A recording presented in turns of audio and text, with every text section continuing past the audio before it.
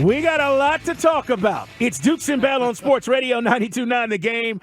We start off every day and every hour by saying, hey, man. Happy Friday, everybody. For as much as a happy Friday it could be, we certainly thought, Mike, we'd be in a different spot today talking potentially about a Game 5 back at the crib, back at Truist Park tomorrow. But that is not the case.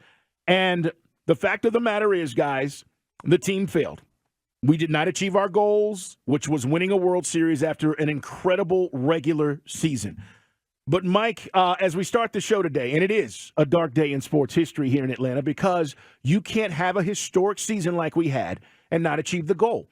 I want to be clear about one thing, Mike, and then I want to get your impressions on everything that took place last night and certainly how you're feeling today. And we will open up the phone lines as we move along today at 404-726-0929.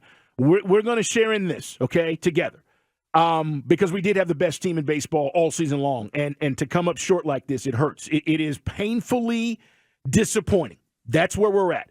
But this is not Super Bowl 51. We did not lose the World Series in a Game 7, and we were never in control of this series, okay, like the Falcons were in Super Bowl 51. And I've heard these comparisons, and I just want to be clear. We got beat up, guys. We were never in control of this series. So it's not that. But I understand how everybody feels, or at least I'm hoping that I understand how everybody feels, and we're going to give you a chance to talk about it. Mike, where are you at today, brother? Yeah, I'm with you. I mean, it's there's nothing like blowing a 25-point lead in the biggest game on the planet. But both were chokes. I mean, the Falcons choked, and this was a choke. I mean, by any definition. And I know that choke sometimes gets people a little nervous. Oh, you can't say that. Well, when you're doing something the whole season, and then it gets to, as Carl says, Dukesism, nut cutting time, or when the light shines the brightest, you got to respond. And unfortunately, this team that just raked and hit home runs at a prodigious rate, it doesn't matter. It's the line I used last night on Twitter from Moneyball. If you don't win the last game of the year, nobody gives a blank. So all the things, whether if Acuna wins the MVP, great. Strider with a new season strikeout record, great. Doesn't mean anything. I mean, when you're at the level that the Braves are for the last 6 years, it's about winning championships. So it's frustrating. We'll talk about it. I mean, not much to say, Carl, other than the 5 best teams in baseball by record were not clutch when it mattered, and we were one of them. Yeah, I mean, and they're loaded. All these teams that are out, the O's, the Rays, us, Dodgers, we're all loaded. But we didn't come up in big spots in the playoffs, and that's what this is about. And I got to say this. Nobody's a bigger fan in this city than Acuna than me, okay? No one. And for seeing Ronald Acuna did not do in this series hurts. It is, again, painfully disappointing to know that he went 2 for 15, had 6 ground balls over games 3 and 4, no home runs, no RBI with what he did all season. But he wasn't the only one. We could talk about Matt Olson, Mike, who was a non-factor with no extra base hits, no RBI in 4 games. How does that happen when you lead the league in RBI? So it is across the board, but our stars did not shine in this series, period. I don't care about the Game 2 win. We were dominated, guys. Do you guys realize how much Philly was in control of this series? They led for 49 innings. Right. We led for 6. Yeah, by any metric, Philly had it. And, I said this at the end of the show. Last hour, I kind of brought this up a few times. It's not specifically about Jock Peterson, but and look, Freddie was on that team. We know that Freddie's pretty uptight about clubhouse rules, but there was a vibe and an energy to the 21 team that that somehow I felt lacking last year, and it definitely felt lacking this time around. I can't, you can't put your finger on it. The Phillies have it. The Phillies look more like we did in 21 the last 2 seasons than we have. I think most Braves fans would agree with that. So I don't know if you need another dude in the clubhouse to keep things loose. I think, look, you've seen these guys fun and loose, Arcia and Albies and Acuna and Rosario and all these guys having fun. But, this was a time to up your game. Bryce Harper, and apropos to Philly, fed off negativity and totally thrived on it. And we just looked like it was a regular season game. 404-726-0929. You can find us on social media. He is Mike Bell, ATL. I'm at Put 'em Up, C Dukes. And, of course, this radio show is Dukes and Bell 929. Follow the radio station at 929 The Game. Stay up on everything that's going on in the world of sports. You can watch us live, guys, on YouTube at 929 The Game and on Twitch at twitch.tv/ATL929 The Game. I want to ask you this, Mike, and then we'll hear from Spencer Strider. None of these guys are making excuses, okay, nor should they. AJ Minter said we failed as a team. He's absolutely right. But because we led this division by so much, we weren't playing meaningful games for a long time at the end of the season. And then you get to this break, right?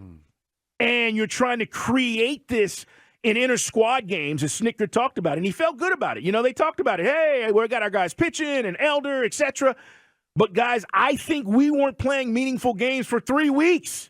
And all of a sudden, whatever we had just dissipated, and you tried to get that back in these inter-squad games, and it didn't take place. And then you got into these pressure cookers as the season, the postseason started, Mike, and we weren't able to step up and deliver. Now, I'm not making excuses, but these are facts. These are, hey, it's almost as if I wish now going back, maybe we were a little bit closer, at the end of this season to have some meaningful games to keep us in rhythm, when in fact I think we were just kind of out there. But, I mean, I've talked about this funny at the gym today, talking to Rick and Terry, the guys that I've always run into, big Braves fans. Everybody was just kind of glum. Look, I mean, they tried to create a way to keep the guys engaged. I mean, as I said to Terry at the gym today, what are you supposed to do? You got a week off. Send them to the Bahamas? Mexico? I don't know. I mean, look, either you can get your act together and get your head right and get dialed in. And they weren't. And you and I talked about it. If you want to do the postmortem, we got 4.5 hours to do it. But, I didn't like the lineup in one. And here's the thing. If Snicker had told these guys during the week, I may tweak the lineup so the guys weren't blindsided, okay, then get ready to play ball. But that didn't make sense. I didn't like the energy that created. The pitching came up in Game 3, but it didn't define the series. The fact that Snicker had a choice between a guy that was really struggling in Elder and a guy with no experience in Sharp. Those were his two options for Game 3. But the main story was the biggest names on this team didn't hit. You didn't hit home runs. This team lived and died by the home run. Philly continued to do their thing. They also found ways to manufacture runs, but they rake, and they're clutch, and we did neither. Out homered 11-3 in this series. Three by Strider. He gave up 3 last night. So that is just not what we saw this season. And I'm not going to sit here and tell you I have all the answers. I don't. I'm a sports fan like you guys, and I watch it, and I covered it, and I was fortunate enough to be around a lot of baseball. But at the end of the day, sometimes you just don't have answers as to why guys don't hit in these postseason series. And we're not the only team that this happened to, right? This has happened over the course of years where whether it's been Braves teams or Yankees teams, you pick your squad. Sometimes these teams just don't show up, and you scratch your head and you wonder why. Let's hear Spencer Strider talk about how we, the fans, should be feeling. I mean, it's disappointing. We're not a group that makes excuses. I'm not a person that makes excuses. I'm sure there's a lot of Braves fans out there that aren't happy, and they have every right to be that way. And we got nobody to blame but ourselves. And me personally, wasn't good enough. So, I can tell you this though, that we're going to give everything we have over the next year to getting back to this position and making sure that we don't have it happen this way again. I appreciate Phillies were his honesty. He's honest. Go ahead, Carl. Yeah, no, I was going to say I appreciate his honesty, bro. He's not running from this. He's owning it, and as good as he was at stretches last night, he's right. He just overall, you give up 3 dingers in a game like this, it's hard to overcome. Right. Now the good news, they were solo shots. So again, I think we all knew that you were going to have to out-homer. You're going to have to out-homer these guys to win. So, if you take away, like, the game the night before was just simply, home run derby. That was a blowout. But you held them to 4 runs, 3 runs, and 3 runs. And against a good hitting team, that's not disrespect. That's not too disrespectful for the Braves pitching. But you got to hit. I mean, at the end of the day, and the other thing is, guys, it's the other question I got asked a million times on social media and, on text line already. Well, where do we go from here? You've got everybody 1 through 9 signed up. Unless you feel you want to bring in somebody that would be a good force in a clubhouse, and that's hard to quantify. We'll get a chance to debrief on the season with Anthopoulos in a couple of days, but you've got a great hitting team. Yeah. You just went ice cold. The Dodgers, they lost the pitching. That was one part of their problem. The Brewers got beat. Orioles hadn't really been there yet. Rays, the analytics killed them, and the best 5 teams via record are all out because nobody was clutch. And as I said, Carl, it's hard to get your head around. That's why I just said, no, it's very easy to get your head around this. One team hit, the other team didn't. Period. End of story. Yeah, but it's hard to get your head around why. That's the part. Like, it would be different if we were a mediocre team that limped into the playoffs. When you've hit the way that you've hit all season, I don't know if any psychologist, Mike, can answer that question. Like why the entire lineup, it's not just one dude, the entire lineup went absent. Like, you know, when you talk about this overall incredible lineup that we had all season long, 404-726-0929. Real quick, I want you to hear. Go ahead. I apologize for the delay, guy. This is the last day I'm at home for the COVID. I'll be back in studio Monday. I know it's a pain in the butt. Just real quick, if I told you can have Strider versus Ranger Suarez and be outscored 6-1 in those two games, you got the matchup you wanted. So the way the series worked out, ironically, Carl, the one game we won was the game their best pitcher, Zach Wheeler, started.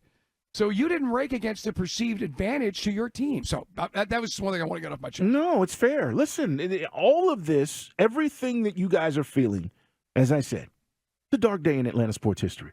We can't be this good and then this bad in the playoffs and accept it. That's not how this works. So from the standpoint of it is rare in our city where we've had a chance to say we've got the best team in the league, whether it's been the NFL, whether it's been the NBA, MLS, pick your sport, dogs, over the years, we got the best team. And then you do nothing? So, yeah, it is a hard thing to swallow.